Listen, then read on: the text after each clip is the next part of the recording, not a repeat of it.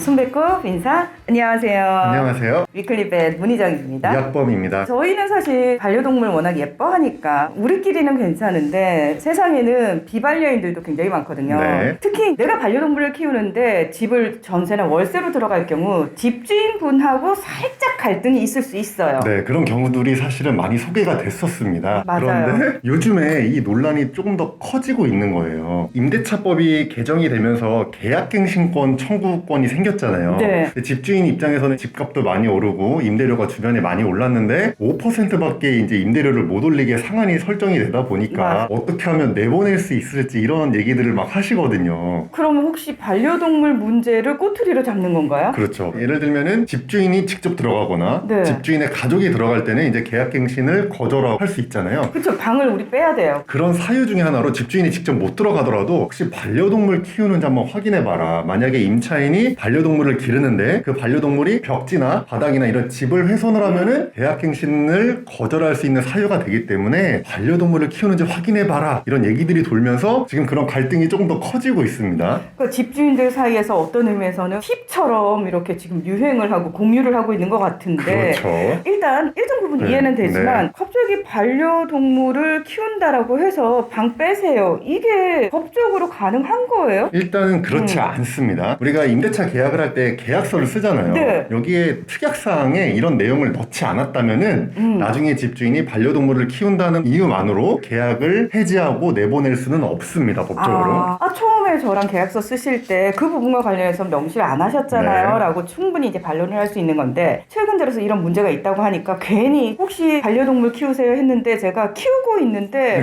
방 못 구할까봐 네. 아니요? 라고 거짓말을 할 수도 있잖아요. 네. 그러니까 계약서에는 이제 안 적었는데 거짓말을 하고 근데 네. 이 경우에는 나가셔야 됩니다. 왜냐면은 거짓말을 한 거기 때문에 이제 계약상 고지 의무를 위반한 거기 때문에 계약 해지 사유가 된다고 합니다. 그래서 계약서에 안 적었다 하더라도 거짓말은 하시면 안 되는 거죠. 계약할 때는 반려동물을 키운다 안 키운다 얘기하고 만약에 집주인이 이 부분과 관련해가지고 계약서에 명시하시길 원한다면은 넣어야 되는 것도 맞아요. 맞습니다. 근데 이제 반려동물을 키우다 보면은 부득이하게 벽지를 훼손한다거나 바닥을 훼손하는 경우도 있잖아요. 네. 그럴 경우에는 저희가 어떻게 해야 돼요? 임차인의 의무가 있다고 합니다. 그 중에 하나가 이제 원상 회복의 의무예요. 자기가 네. 처음에 이제 들어올 때처럼 집 상태를 해놓고 나가야 되기 때문에 반려동물이 집을 좀 훼손한 곳이 있다면 다 배상을 하고 나가셔야 됩니다. 이 부분은. 그 부분은 저희 반려인들이 좀 숙지를 제대로 하고 계셔야 되는 게 맞는 것 같아요. 맞습니다. 네. 괜히 또 다른 반려인들이 욕먹을 수 있는 계기는 안 만드는 게 좋은데 제가 이제 아파트에 사는데 저는 워낙 반려동물을 좋아하다 보니까 저 멀리서 반려동물 소리가 들려오면은 어머 강아지 키우나 보다 이러고 좋아하는데 네. 누군가는 너무 시끄러운데? 라고 생각하면서 이웃 간에 또 문제도 생길 수 있거든요. 맞습니다. 이제 아파트가 문제인데 네. 요즘에 아예 아파트가 공동주택이잖아요. 그래서 맞아요. 아예 어떤 분들은 공동생활을 하는 곳인데 누가 강아지를 키우면 되냐, 반려동물을 아예 못 키우게 하자라는 얘기까지 하시는 분들이 있어요. 근데 이거는 사실은 불가능합니다. 네. 물론 어떤 근거가 있긴 합니다. 공동주택관리법에 가축이라고 명시가 되어 있는데요. 가축을 사육하고 그 가축을 사육하는 행위로 인해서 공동주거생활에 피해를 미치는 행위를 할 때에는 관리주체의 동의를 받아야 된다. 이 얘기는 동의를 안 되면 키울 수 없는 조건이 되기는 합니다. 그런데 동물 자체를 키우는 게 금지되는 게 아니라 피해를 미치는 행위가 이제 전제 조건이 되는 거죠. 근데 어느 정도를 피해라고 해야 되는지 이 부분도 사실 논란의 소지가 있는 게 그래서 사실 판례를 좀 잘 살펴봐야 될 것 맞습니다. 같아요. 기준이 명확하지가 않죠. 무슨 뭐 데시벨이 정해져 있는 것도 아니고 그래서 맞아. 판례가 있긴 있는데요. 어떤 임차인이 이제 도베르만 핀셔를 복도형 아파트에서 키웠는데 주변 주민들이 저 강아지 때문에 내가 위협을 느낀다라고 얘기를 한 거예요. 그래서 집주인이 공동생활에 피해를 주는 행위다 저거는.